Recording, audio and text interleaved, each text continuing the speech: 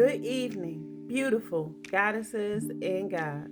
Tonight's gratitude mantra is I am grateful for the sound of my voice. It carries my truth, my laughter, my wisdom, my healing, and my story. My voice does not need to sound like everyone else to be worthy of being heard. Every word I speak has the power to encourage, inspire, comfort, and to create meaningful change. I release the need for perfection and embrace the authenticity that makes my voice uniquely mine. The more I honor my voice, the more it flows confidently. I am thankful for every conversation, every lesson, every mantra, and every opportunity to speak life unto myself and others. My voice is a gift.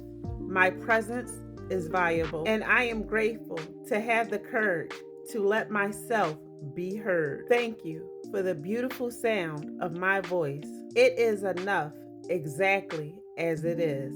Rest peacefully knowing you are enough, you've done enough, and I love you.